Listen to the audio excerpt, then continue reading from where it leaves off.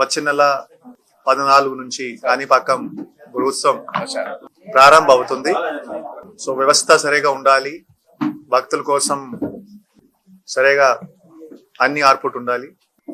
ఆ పని కోసం ఈరోజు ఎమ్మెల్యే గారి ద్వారా, జిల్లా ఎస్పీ ద్వారా, టెంపుల్ ట్రస్ట్ చైర్మన్ మరియు మెంబర్స్ ద్వారా వివిధ డిపార్ట్మెంట్స్ కి సూచన సలహా ఇవ్వడం జరిగింది.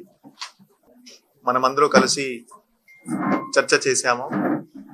గత సంవత్సరం ఏం చేశాము, గత సంవత్సరం చేసిన ఏర్పాట్లో ఏమేమి గ్యాప్స్ ఉన్నాయి, అవి ఎట్లా ఇంప్రూవ్ చేసుకోవచ్చు, అరేంజ్మెంట్స్ ఎట్లా పెంచుకోవచ్చు, ఎమర్జెన్సీ అరేంజ్మెంట్స్ ఏమి ఉండాలి, ఎలక్ట్రిసిటీ డిపార్ట్మెంట్ ఏం చేయాలి, పంచాయతీరాజ్ ఏం చేయాలి, R&B ఏం చేయాలి, రకరకాలుగా చర్చ చేయడం జరిగింది. చర్చ చేసినప్పుడు ఫ్యూచర్ కోసం ఒక వచ్చే 10 సంవత్సరాల వరకు కూడా ఇప్పటి నుంచి కొన్ని ఏర్పాటు చేయగలిగితే, అంటే ఒక ఫైర్ టెండర్ కొనడం, స్ట్రీట్ లైట్స్ పెట్టడం, డ్రింకింగ్ వాటర్ కోసం పర్మనెంట్ గా 5-6 చోట వాటర్ కూలర్ పెట్టడం, CCTV కెమెరా కొనడం, చాలా చర్చ చేయడం జరిగింది. సో ఈ సందర్భంగా 3 మీటింగ్స్ ఉంటాయి. ఈరోజు ఫస్ట్ మీటింగ్ చేయడం జరిగింది. తర్వాత సెప్టెంబర్ 1st వీక్లో 2వ తారీఖు ఇంకొక మీటింగ్ ఉంటుంది.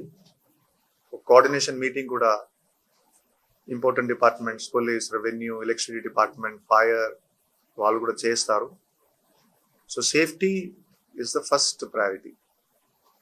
భక్తులకి సేఫ్టీ ఉండాలి, ప్లస్ క్యూ లైన్ సరిగా మేనేజ్ అవ్వాలి, స్టంపెడ్ లేకుండా, ఏం జరగకుండా, ఏం చిన్న ఇబ్బంది లేకుండా బ్రహ్మోత్సవం సరిగా నడిపించాలి. అదే మన ఫస్ట్ ప్రయారిటీ. సేఫ్టీ తర్వాత భక్తులకి సరైన అరేంజ్మెంట్స్ ఏర్పాటు చేయడం, వాళ్ళకి మౌలిక సదుపాయం, ఫెసిలిటీస్ అది మన సెకండ్ ప్రయారిటీ. తర్వాత VIP కల్చర్ తక్కువ చేయడం అండ్ టైం బౌండ్ దర్శనం. అంటే మార్నింగ్ టైంలో ఉబేదారు ఉండొచ్చు, VIP ఉండొచ్చు. సో దట్ మ్యాక్సిమం టైం భక్తుల సహకారం కోసం కల్పించాలి. ఇది థర్డ్ డిస్కషన్ చేయడం జరిగింది. మినిమం వెయిటింగ్ టైం ఉండాలి, మ్యాక్సిమం కన్వీనియన్స్ ఉండాలి. సో అందరూ స్టేక్ హోల్డర్స్ చర్చ చేశారు, రకరకాలుగా సజెషన్స్ కూడా వచ్చినాయి. మినిట్స్ ఆఫ్ మీటింగ్ రూపంలో పెట్టి డిపార్ట్మెంట్తో కోఆర్డినేషన్ చేయడం జరుగుతుంది. సో దట్ వచ్చే నెల బ్రహ్మోత్సవం సరిగా నడుస్తుంది. అందరూ ఆఫీసర్స్, డిపార్ట్మెంట్స్ సరిగా పనిచేస్తారు. So as a supervisor officers మనం ఇది ఎన్షూర్ చేస్తాము. ఖచ్చితంగా భక్తులకి మంచి ఫెసిలిటీస్ ఏర్పడవుతాయి, సేఫ్టీ కూడా మంచిగా ఉంటుంది. సో ఈ అన్ని ఆబ్జెక్టివ్స్ దృష్టిలో పెట్టి ఈరోజు మీటింగ్ చేయడం జరిగింది.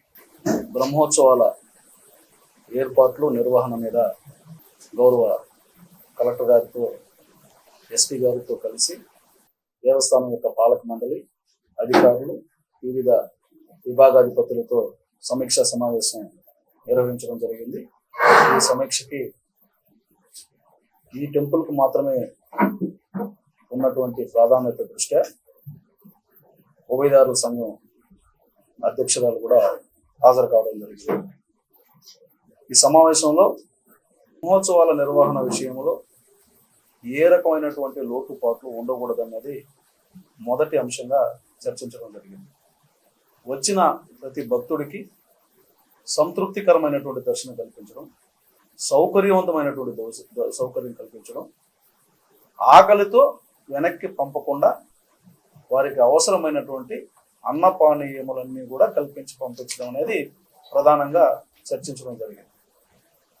కాణిపాకం దేవస్థానానికి వచ్చిన తర్వాతనే కాకుండా కాణిపాకం ప్రెమిసెస్లోకి భక్తుడు వచ్చినప్పటి నుంచి తిరిగి కాణిపాకం ప్రెమిసెస్ దాటేంత వరకు కూడా వారి యొక్క రక్షణకు సంబంధించి కానీ, వారి భద్రతకు సంబంధించి కానీ ఏ రకమైనటువంటి లోటుపాట్లు ఉండకూడదు అన్నటువంటి అంశం మీద నిర్దిష్టమైనటువంటి ఆదేశాలను గౌరవ ఎస్పీ గారి ద్వారా సంబంధిత శాఖ కూడా ఇవ్వడం జరిగింది.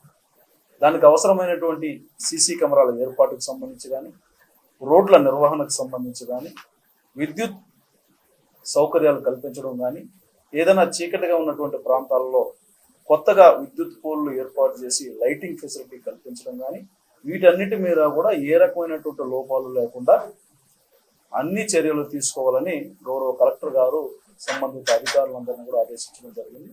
ఈ సమావేశంలో వివిధ విభాగాలకు సంబంధించినటువంటి అధిపతులు ఎవరైతే ఉన్నారో వారందరూ కూడా కాణిపాకం దేవస్థానానికి సంబంధించినటువంటి ఈవోతో మరొకసారి కూడా చర్చించి సెప్టెంబర్ 2వ తారీఖున మరొకసారి ఈరోజు చర్చించిన అంశాలపైన వాళ్ళ ప్రిపరేషన్ నోట్ని తీసుకురమ్మని చెప్పి కూడా ఆదేశించడం జరిగింది. ఆ ప్రిపరేషన్ నోట్ను కూడా మళ్ళీ ఒకసారి సమీక్షించి ఆ ప్రిపరేషన్ నోట్లో ఉన్నటువంటి అంశాల్లో కూడా ఏదైనా లోటుపాట్లు ఉన్నాయా, అదనంగా చేర్చాల్సినటువంటి విషయాలు ఉన్నాయా అన్నటువంటి విషయాలని చర్చించిన తర్వాత ఆ సమావేశం తర్వాత కూడా మళ్ళీ ఒక పాలక మండలి సమావేశాన్ని కూడా ఏర్పాటు చేసి ఎక్కడా కూడా కాణిపాకంకి వచ్చే భక్తులకి అసౌకర్యం ఉండకూడదు, అసంతృప్తి ఉండకూడదు అనేది ఈ సమీక్ష యొక్క నిర్వహణ.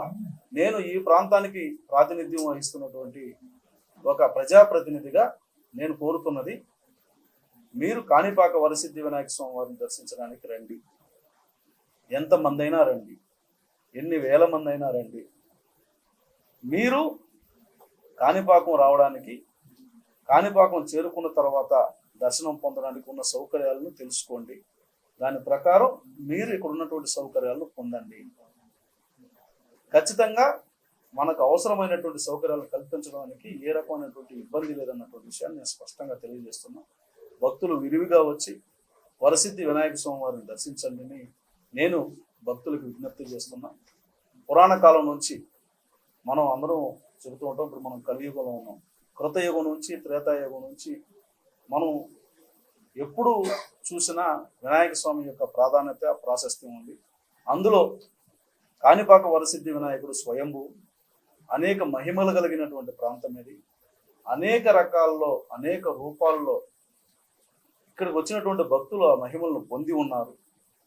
స్వామివారి ఆశీస్సులు పొందిన తరువాత వారి యొక్క దివ్యమైనటువంటి అనుగ్రహం పొందిన తరువాత కొన్ని లక్షల మంది ఆ అనుభూతిని పొంది ఉన్నారు. కాబట్టి ఇక్కడికి వచ్చిన వారికి శుభం కలుగుతుంది, మంచి జరుగుతుంది అన్నటువంటి నమ్మకం దక్షిణ భారతదేశంలో ఉన్నటువంటి అనేక రాష్ట్రాల్లో, ప్రాంతాల్లో, గ్రామాల్లో ఉంది. కాబట్టి మీరందరూ కూడా ఇక్కడ సౌకర్యాలు లేవేమోనని, వస్తే దర్శనం జరగదేమోనని, లేకపోతే ఇక్కడికి రావడానికి రవాణా సౌకర్యం లేదేమోనన్నటువంటి ఆందోళన చెందాల్సినటువంటి అవసరం లేదు.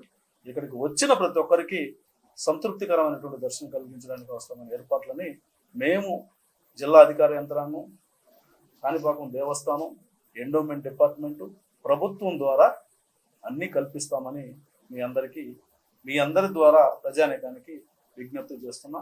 సెప్టెంబర్ 14వ తారీఖు నుంచి జరిగే బ్రహ్మోత్సవాల్ని వచ్చి వీక్షించి స్వామివారిని దర్శించి వాటిని విజయవంతం చేయడం ద్వారా దేవుడి కృపకి పాత్రలు కావాలని మీ అందరికీ మరొకసారి విజ్ఞప్తి. ఓం మహాగణాధిపతి నమః.